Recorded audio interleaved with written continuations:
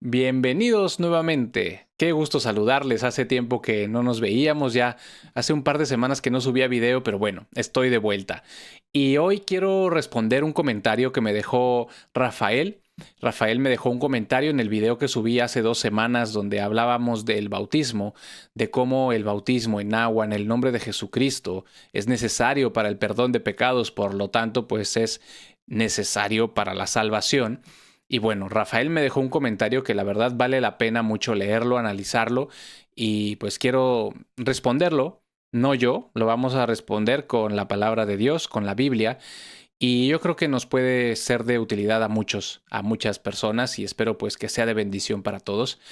Entonces, bueno, antes de leer el comentario, pues para recordar, ¿no? Este es el video del que estamos hablando, el que subí hace 2 semanas, donde contaba un poco la historia que compartían en Instagram de que si no hay quien te bautice en agua, si crees en el Evangelio y no hay quien te bautice en agua invocando el nombre de Jesucristo, pues yo dejaba pues claro que lo que dice la Biblia, que el bautismo es para el perdón de pecados y sin el bautismo no tienes perdón de pecados. Entonces, Rafael dejó este comentario y vamos a leerlo y voy a hacer la respuesta en dos partes porque sería un poco largo. Pero bueno, vamos a leer el comentario. El ladrón de la cruz no fue bautizado. Somos salvos por gracia, no por obras. Efesios 2:8. Si le añado una obra a la gracia, deja de ser gracia. El bautismo es una obra. Cuando recibo a Cristo en mi corazón por la fe, soy salvo. La salvación es una interna y el bautismo es una obra externa. La fe viene primero, luego la obra. Para mí ese hombre en la playa es salvo. Él creyó en la obra consumada de la cruz del Calvario y le fue contada por justicia. Gracia es recibir todo cuando no merecemos nada. Romanos 11:6. Y si por gracia, ya no es por obras. De otra manera, la gracia ya no es gracia, y si por obras, ya no es gracia. De otra manera, la obra ya no es obra. Mira la actitud del apóstol Pablo acerca del bautismo en 1 Corintios 1:17. Pues no me envió Cristo a bautizar, sino a predicar el Evangelio, no con sabiduría de palabras, para que no se haga vana la cruz de Cristo. Y bueno, efectivamente, la verdad es que el comentario de Rafael vale mucho la pena estudiarlo, porque vamos a analizarlo. No voy a soltar todavía aquí qué es lo que quiero decir. Ahorita vamos a leer la Biblia y vamos a analizarlo. Como digo, lo voy a hacer en dos partes. La primera me voy a basar en este primer comentario. El ladrón de la cruz no fue bautizado. Probablemente muchos lo sepan o recordemos, si no se los recuerdo, que cuando fue crucificado Jesucristo, él estuvo crucificado en medio de otros dos ladrones que fueron crucificados con él. Uno de ellos no reconoció sus pecados e incluso se mofó de Jesucristo por la situación en la que estaba, y el otro reconoció en Jesucristo, el rey, reconoció a Jesucristo como rey y le pidió estar con él en su reino. Y Jesucristo a este ladrón le respondió: hoy estarás conmigo en el paraíso. Es decir, efectivamente, el ladrón que fue crucificado con él fue salvo, efectivamente, y no se bautizó, efectivamente. Pero quiero analizar muy bien esta situación, este pasaje en la Biblia, para que entendamos por qué, si el ladrón en la cruz no fue bautizado y sí fue salvo, ¿por qué ahora nos corresponde a nosotros bautizarnos y si no nos bautizamos no somos salvos? Eso es lo que yo dije en el video anterior. Pues sí, efectivamente, esa es la verdad. Y vamos a leer la Biblia para entender de qué se trata. Entonces, este es esta es una recopilación de versículos para explicar lo que quiero explicar en esta primera parte, que es de que el ladrón en la cruz efectivamente fue salvo sin ser bautizado. Entonces, para ello vamos a leer, porque qué mejor manera de entender a Dios que leyendo su palabra. Entonces, vamos a poner el contexto en Lucas 23, en los versículos 39, a partir del 39, y vamos a leer. Y uno de los malhechores que estaban colgados le injuriaba, diciendo: si tú eres el Cristo, sálvate a ti mismo y a nosotros. Y respondiendo el otro, le reprendió, diciendo: ¿ni aun tú temes a Dios estando en la misma condenación? Y nosotros, a la verdad, justamente porque recibimos lo que merecieron nuestros hechos, mas éste ningún mal hizo. Y decía a Jesús: Señor, acuérdate de mí cuando vinieres en tu reino. Entonces Jesús le dijo: de cierto te digo que hoy estarás conmigo en el paraíso. Los comentarios son añadidura mía, ¿vale? Como siempre, contexto. Recordemos que Jesús ministró exclusivamente a los judíos. Esto es algo que tenemos que tener muy claro y tener en cuenta, y es que el ministerio de Jesucristo durante los años que estuvo, algunos dicen 3 años y medio, cuando estuvo ministrando él, cuando estuvo predicando al pueblo de Israel, él fue enviado exclusivamente a los judíos. Ahorita voy a explicarlo. Entonces, efectivamente, pues el ladrón se fue al paraíso en ese día, ¿no? Y vamos a entender este contexto. Romanos 15, versículo 8. Digo pues, que Cristo Jesús fue ministro de la circuncisión por la verdad de Dios, para confirmar las promesas hechas a los padres. ¿Qué es la circuncisión? La circuncisión, cuando Pablo habla de la circuncisión, está hablando del pueblo de Israel, es decir, los que tenían el antiguo pacto, y para entrar o para ser partícipes de ese pacto era necesario circuncidarse. Entonces, Cristo Jesús fue ministro de la circuncisión por la verdad de Dios para confirmar las promesas hechas a los padres. Es decir, vino al pueblo de Israel para confirmar las promesas que Dios le hizo a los padres de Israel, del pueblo de Israel. Y la Escritura lo confirma. Voy a acomodar aquí un poquito. Ahí. Mateo 10. Y llamando así sus 12 discípulos, les dio potestad contra los espíritus inmundos para que los echasen fuera y sanasen toda enfermedad y toda dolencia. Y los nombres de los 12 apóstoles son estos: el primero Simón, que es llamado Pedro, y Andrés su hermano; Jacobo, hijo de Zebedeo, y Juan su hermano; Felipe y Bartolomé; Tomás y Mateo el publicano; Jacobo, hijo de Alfeo, y Lebeo, que tenía el sobrenombre de Tadeo; Simón el cananeo, y Judas Iscariote, que también le entregó. Estos 12 envió Jesús, a los cuales dio mandamiento diciendo: por el camino de los gentiles no iréis, y en ciudad de samaritanos no entréis, mas id antes a las ovejas perdidas de la casa de Israel. Es decir, Jesucristo fue enviado exclusivamente a ministrar a los judíos, al pueblo de Israel, y él envió a sus discípulos exactamente a predicar a los mismos. Les dijo: con los gentiles no vayas, y con los samaritanos tampoco vayas. Solamente ve a las ovejas, o vayan a las ovejas perdidas de la casa de Israel. Mateo 10, del 1 al 6. Esto es la Biblia, ¿vale? Esto es lo que dice la Biblia. Mateo 15, a partir del versículo 21. Y saliendo Jesús de allí, se fue a las partes de Tiro y de Sidón. Y he aquí una mujer cananea que había salido de aquellos términos, clamábale diciendo: oh Señor, hijo de David, ten misericordia de mí. Mi hija es malamente atormentada del demonio.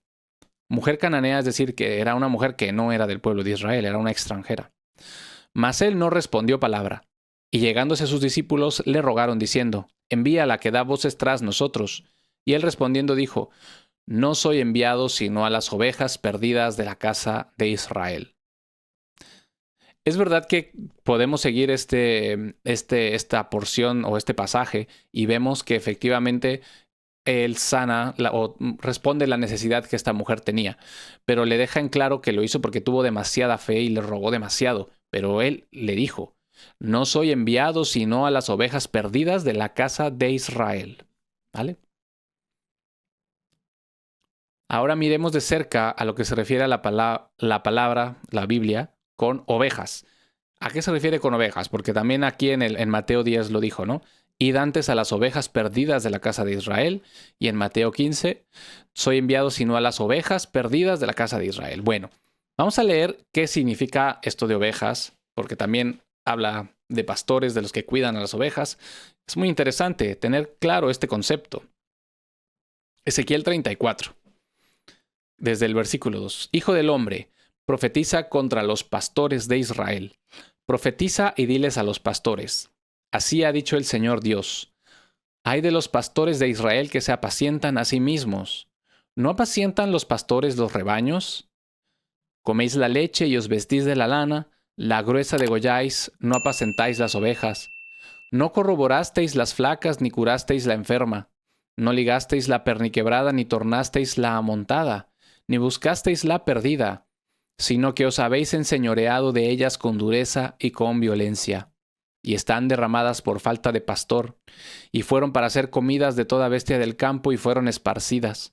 Y anduvieron perdidas mis ovejas por todos los montes, y en todo collado alto y en toda la faz de la tierra fueron derramadas mis ovejas, y no hubo quien buscase ni quien requiriese. Por tanto, pastores, oíd palabra del Señor. Vivo yo, ha dicho el Señor Dios, que por cuanto mi rebaño fue para ser robado, y mis ovejas fueron para ser comidas de toda bestia del campo, sin pastor, ni mis pastores buscaron mis ovejas, sino que los pastores se apacentaron a sí mismos, y no apacentaron mis ovejas. Por tanto, oh pastores, oíd palabras del Señor. Así ha dicho el Señor Dios. He aquí, yo a los pastores, y requeriré mis ovejas de su mano, y haréles dejar de apacentar las ovejas, ni los pastores se apacentarán más a sí mismos, pues yo libraré mis ovejas de sus bocas y no les serán más por comida. Porque así ha dicho el Señor Dios, he aquí, yo requeriré mis ovejas y las reconoceré, como reconoce su rebaño el pastor el día que está en medio de sus ovejas, esparcidas. Así reconoceré mis ovejas y las libraré de todos los lugares en que fueron esparcidas el día del nublado y de la oscuridad. Y yo las sacaré de los pueblos y las juntaré de las tierras y las meteré en su tierra y las apacentaré en los montes de Israel por las riberas y en todas las habitaciones del país.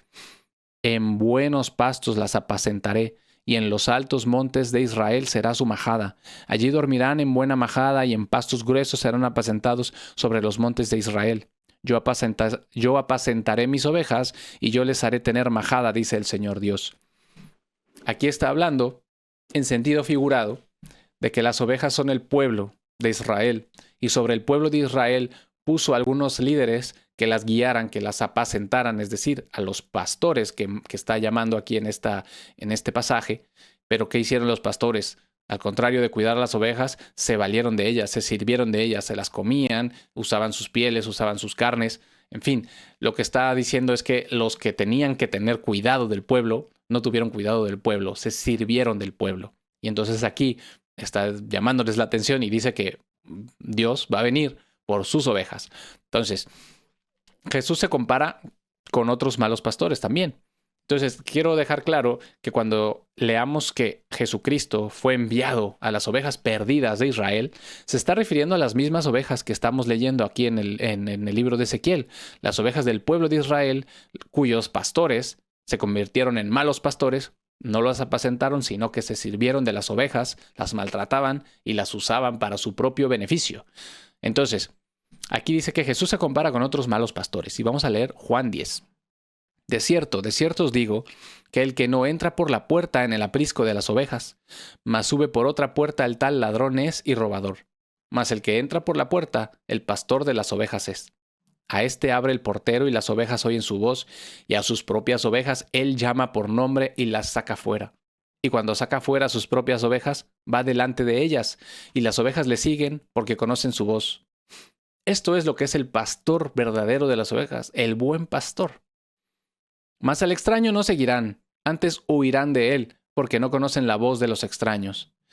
Esta parábola les dijo Jesús, mas ellos no entendieron qué era lo que les decía. Volvióles pues Jesús a decir, de cierto os digo, que yo soy la puerta de las ovejas. Todos los que antes de mí vinieron, ladrones son y robadores, mas no los oyeron las ovejas. Yo soy la puerta, el que por mí entrare será salvo, y entrará y saldrá, y hallará pastos. El ladrón no viene sino para hurtar y matar y destruir. Yo he venido para que tengan vida, y para que la tengan en abundancia. Yo soy el buen pastor. El buen pastor su vida da por las ovejas. ¿Sí o no hizo eso? Mas el asalariado, y que no es el pastor cuyas no son propias las ovejas, ve al lobo que viene, y deja las ovejas y huye. Y el lobo arrebata y dispersa las ovejas. Así que el asalariado huye porque es asalariado y no tiene cuidado de las ovejas. Yo soy el buen pastor y conozco mis ovejas y soy conocido de las mías. Como el Padre me conoce a mí, así yo también conozco al Padre, y pongo mi vida por las ovejas. También tengo otras ovejas que no son de este redil. Aquellas también he de traer y oirán mi voz, y habrá un rebaño y un pastor. En este último versículo insiste en la profecía de que los gentiles seremos también de su rebaño en el futuro. Así es. Entonces, queda claro que cuando Jesucristo dice que Él vino o que él fue enviado por las ovejas perdidas de Israel, está hablando del pueblo de Israel, de las mismas ovejas que habló Ezequiel. Está también hablando de que había líderes en el pueblo de Israel que fueron puestos como pastores a ovejas, pero es decir, no estamos hablando de los pastores que conocemos hoy como pastores de congregaciones, sino que puso a líderes que cuidaran al pueblo, pero esos líderes no cuidaron al pueblo, se sirvieron del pueblo, se convirtieron, se enseñorearon, se convirtieron en majestades, en realeza, querían que les besaran los pies prácticamente, ¿no? Es un decir. Entonces, dice Dios, yo voy a ir por mis ovejas y las voy a apacentar yo. Y Jesucristo aquí se hace y se confirma él como el buen pastor, que va a hacer la labor que hace un verdadero pastor con sus propias ovejas. Y además dice que tiene otras. También tengo otras ovejas que no son de este redil. Es decir, estaba hablando del pueblo de Israel, de las ovejas del redil del pueblo de Israel. Y también hay otras ovejas que no son de ese redil. Nosotros. Aquellas también he de traer y oirán mi voz, y habrá un rebaño y un pastor. Y eso habla en futuro. Porque cuando él estaba hablando esas palabras a sus discípulos y a los que estuvieran presentes, él estaba abocado y enviado tan solo a las ovejas del pueblo de Israel. Bueno, pero nosotros estamos también en sus planes. Estuvimos porque ya estamos. Mateo 18. Porque el Hijo del Hombre es venido para salvar lo que se había perdido. ¿Qué os parece? Si tuviese algún hombre 100 ovejas y se descarriase una de ellas, ¿no iría por los montes dejadas las 99 a buscar la que se había descarriado? Y si aconteciese hallarla, de cierto os digo que más se goza de aquella que de las 99 que no se descarriaron. Nuevamente, estamos hablando de qué significa una oveja. Mateo 23. Entonces Jesús habló a la multitud y a sus discípulos diciendo: sobre la cátedra de Moisés se sientan los escribas y los fariseos. Así que todo lo que os dijeren que guardéis, guardadlo y hacedlo. Mas no hagáis conforme a sus obras, porque dicen y no hacen. Porque atan cargas pesadas y difíciles de llevar, y las ponen sobre los hombros de los hombres, mas ni aun con su dedo las quieren mover. Insiste en los líderes, antes comparados con pastores hipócritas. Así es. Aquí estamos leyendo, ¿no?, sobre los escribas y fariseos, que les dice al pueblo de Israel que hagan lo que les dicen, pero no hagan como ellos, porque son hipócritas y ponen cargas que son pesadas y duras que ni ellos se atreven a llevar. Entonces, hasta aquí concluimos que el ministerio de Jesús antes de su muerte estaba dirigido a salvar las ovejas descarriadas del pueblo de Israel exclusivamente. Exclusivamente me refiero a cuando él estaba ministrando antes de morir, ¿vale? Porque él dijo, yo soy enviado a las ovejas descarriadas de Israel, a las perdidas de Israel. Hay otras ovejas que no son de este redil que también voy a llamar y yo también seré su pastor, pero durante el ministerio de Jesucristo antes de morir, es decir, durante los años que estuvo vivo antes de ser crucificado y morir en la cruz, él estuvo ministrando exclusivamente al pueblo de Israel. ¿Y qué es eso de ministrar? ¿Cómo se veía el ministerio? En primer lugar, ministró el perdón de pecados y también la sanidad, pero en este estudio no miraremos esos casos. Muchas veces, de eso lo conocemos muchos, que podemos leer cómo sanaba Jesucristo sanaba a las personas y les decía, tu fe te ha sanado, ve y serás sana y eres sano, lávate los ojos, en fin, él sanó en su ministerio. Pero vamos a enfocarnos en el perdón de pecados. El perdón de pecados, ¿vale? Que se recuerdan que el bautismo en agua en el nombre de Jesucristo es para el perdón de pecados. Bueno. Lucas 7. Y he aquí una mujer en la ciudad que era pecadora, cuando supo que estaba a la mesa en la casa de aquel fariseo, trajo un vaso de alabastro de un ungüento, y estando a sus pies por detrás llorando, comenzó a regar sus pies con lágrimas y los limpiaba con los cabellos de su cabeza y besaba sus pies y los ungía con el ungüento. Y cuando vio esto el fariseo que le había convidado, habló en sí, diciendo, este, si fuera profeta, conocería quién y qué clase es la mujer que le toca, que es pecadora. Aquí nuevamente vemos un ejemplo de que los fariseos realmente no creían en las palabras de Jesucristo y no creían que él era un profeta y no creían que él era un maestro. Porque aquí dice, si fuera profeta, conocería quién y qué clase es la mujer que le toca, que es pecadora. Entonces respondiendo Jesús le dijo, el fariseo lo pensó, o sea, fue en su mente, no habló, pero Jesucristo conoció lo que él pensó. Y le dijo, Simón, una cosa tengo que decirte. Y él le dice, di, maestro. Cierto acreedor tenía 2 deudores, el uno le debía 500 denarios y el otro 50. Y no teniendo ellos de qué pagar, perdonó a ambos. Di pues, ¿cuál de estos le amará más? Y respondiendo Simón dijo, pienso que aquel al cual perdonó más. Y él le dijo, rectamente has juzgado. Y vuelto a la mujer, dijo a Simón, ¿ves esta mujer?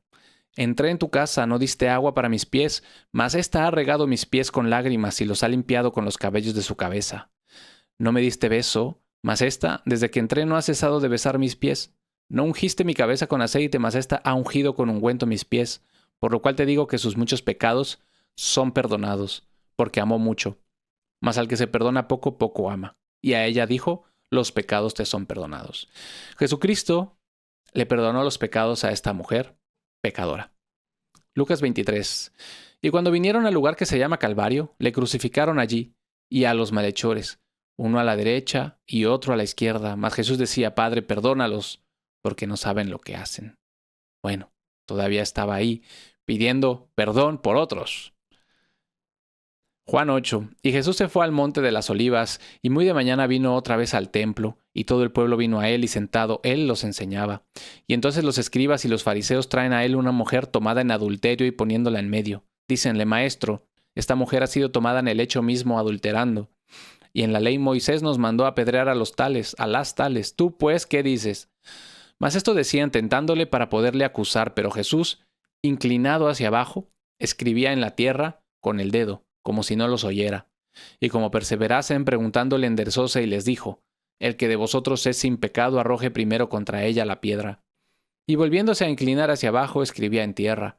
Oyendo pues ellos esto, y reprendidos por su propia conciencia, salíanse uno a uno, comenzando desde los más viejos hasta los postreros, y quedó solo Jesús y la mujer que estaba de pie en medio. Y enderezándose Jesús, y no viendo a nadie más que a la mujer, le dijo, Mujer, ¿dónde están los que te acusaban? ¿Ninguno te ha condenado? Y ella dijo, Señor, ninguno. Entonces Jesús le dijo, ni yo te condeno, vete y no peques más. Lucas 5. Y he aquí unos hombres que traían en un lecho un hombre que estaba paralítico y buscaban por dónde meterle y ponerle delante de él. Y no hallando por dónde meterle a causa de la multitud, subieron encima a la casa y por el tejado le bajaron con el lecho en medio delante de Jesús, el cual, viendo la fe de ellos, le dice, Hombre, tus pecados te son perdonados. Entonces los escribas y los fariseos comenzaron a razonar diciendo, ¿quién es este que habla blasfemias? ¿Quién puede perdonar pecados sino solo Dios? Jesús entonces, conociendo los pensamientos de ellos, respondiendo les dijo, ¿qué razonáis en vuestros corazones? ¿Cuál es más fácil decir, tus pecados te son perdonados o decir, levántate y anda?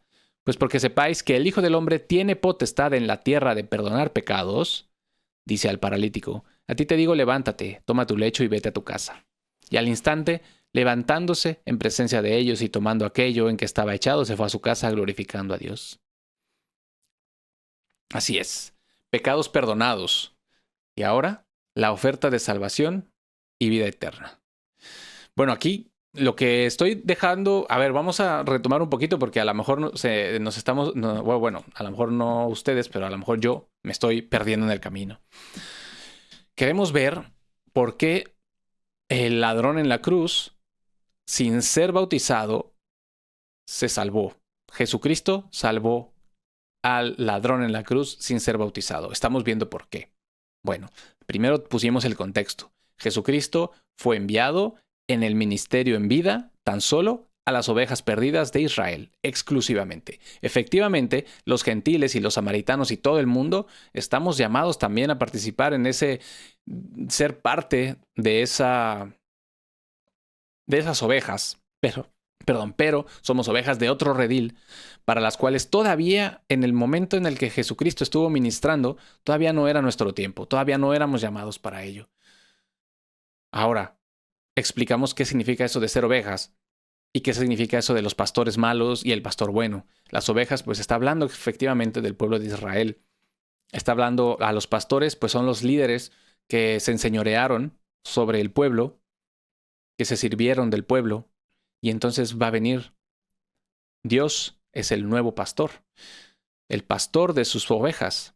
Jesucristo ahora se hace llamar a sí mismo el buen pastor, porque Jesucristo es el buen pastor de esas ovejas. Y entonces también vimos cómo se veía ese ministerio, qué significaba que Jesucristo estuviera ministrando al pueblo de Israel. Y lo que significa es que, bueno, cómo se veía, más que cómo significa cómo se veía. Sabemos que Jesucristo sanó a mucha gente, pero también acabamos de leer que perdonaba pecados. El perdón de pecados era parte fundamental de su ministerio en vida. Así que llegamos hasta este punto en el que los pecados perdonados y ahora la oferta de salvación y vida eterna. Lucas 19, porque el Hijo del Hombre es venido a buscar y a salvar lo que se había perdido.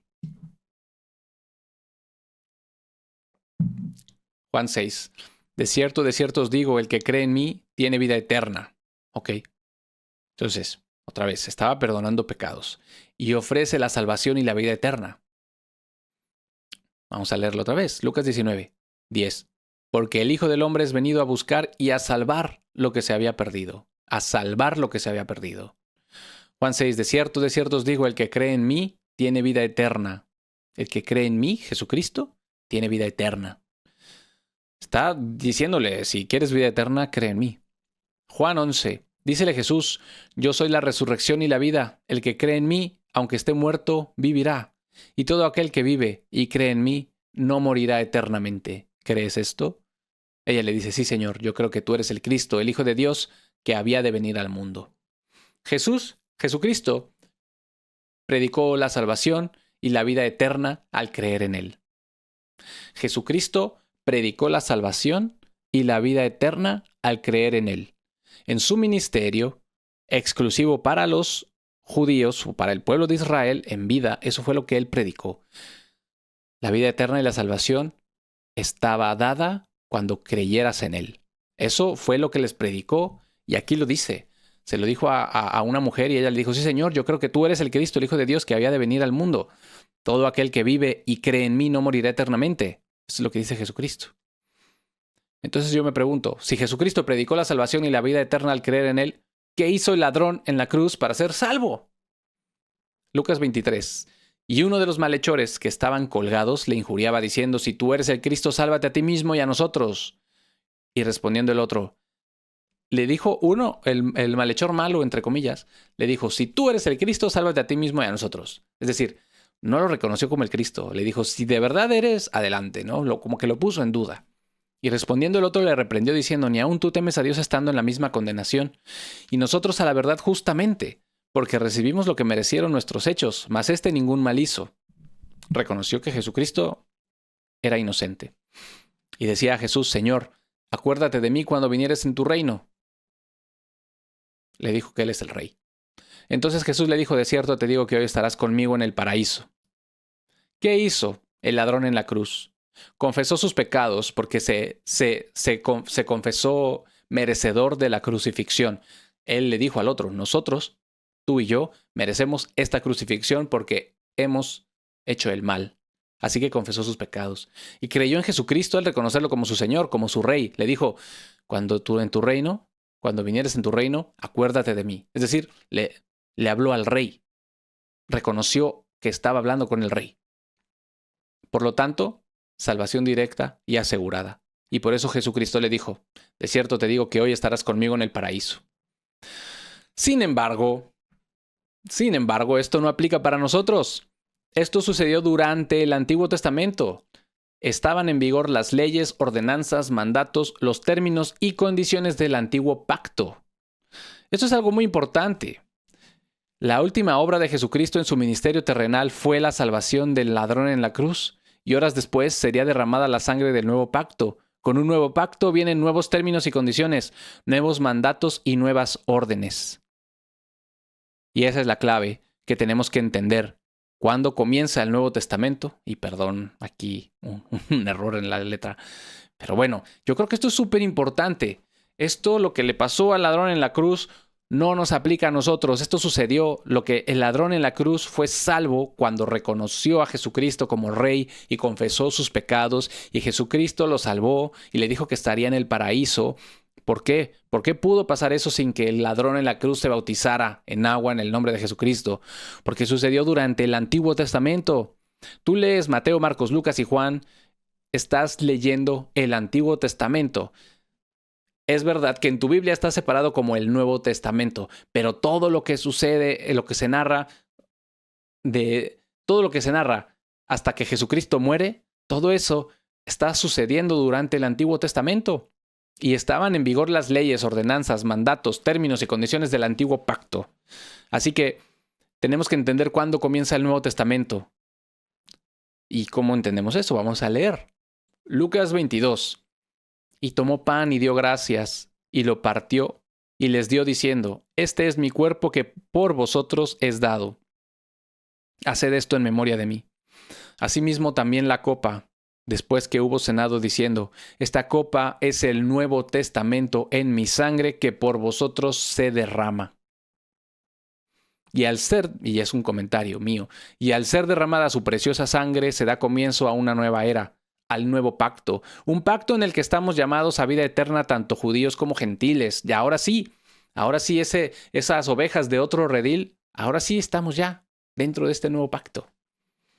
Hechos 1. Así que cuando estuvieron reunidos, le preguntaban diciendo: Aquí es Jesucristo resucitado, aparecido, que se apareció durante 40 días a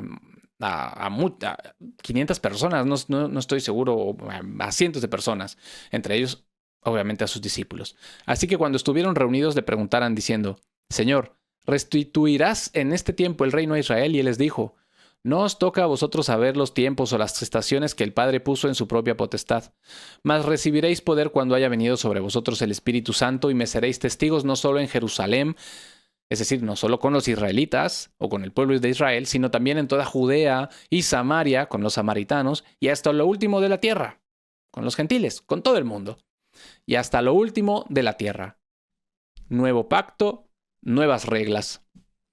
Marcos 15. ¿Cuál es la regla de la que estamos hablando en este video? Y les dijo: Id por todo el mundo y predicad el evangelio a toda criatura. El que creyere y fuere bautizado será salvo, mas el que no creyere será condenado. Y está la fórmula matemática básica. Creer más bautizarse igual a salvación. El que creyere y fuere bautizado será salvo, mas el que no creyere será condenado. Son palabras de Jesucristo. Palabra de Dios. Que aquí hay algo que mucha gente dice, y es válida la pregunta, porque yo en su momento me la hice y la hago, y yo te la haría. Ok, creer y bautizarte puede ser salvo, mas el que no creyere será condenado. O sea que, ¿qué tal si te bautizas y puedes ser salvo? ¿O por qué no dice que el que no creyere y no se bautice? Vamos a ver. Si tú te metes al agua, si te bañan en el mar, o incluso si quieres en el río Jordán, te sumergen y te sacan, invocan el nombre de Jesucristo. Eso no es un bautismo. Te están mojando porque necesitas creer. Por eso, en Hechos 8, a lo mejor lo tengo por ahí, yo creo que no está por ahí. En Hechos 8, cuando lees el bautismo del eunuco que practicó Felipe, el eunuco le pregunta: Oye, aquí hay agua, ¿por qué no me bautizas? ¿Cuál es el problema? ¿Qué evita que me bautices? Y él le dijo: Bueno, ¿crees lo necesario? ¿Crees lo necesario para ser bautizado? Y él dijo: Sí, creo que Jesucristo es el Hijo de Dios. Y fue bautizado, creyendo. Es decir, si tú te metes y te mojan e invocan el nombre de Jesucristo y tú no crees, no estás bautizado, solo te mojaron. ¿Vale? Entonces, creer más bautizarse igual a salvación, según Jesucristo. Jesucristo dio este mandato a sus apóstoles. ¿Le obedecieron? Pues vamos a ver. Hechos 2. Varones israelitas, oíd estas palabras. Jesús de Nazaret, varón aprobado de Dios entre vosotros en milagros y prodigios, y señales que Dios hizo por él en medio de vosotros, como también vosotros sabéis. A este, entregado por determinado consejo y presciencia de Dios, tomándole vosotros, le matasteis por manos inicuas, crucificándole. Al cual Dios resucitó, habiendo suelto los dolores de la muerte, por cuanto era imposible ser detenido de ella. Porque David dice de él: yo veía al Señor siempre delante de mí, porque está a mi diestra y no seré conmovido.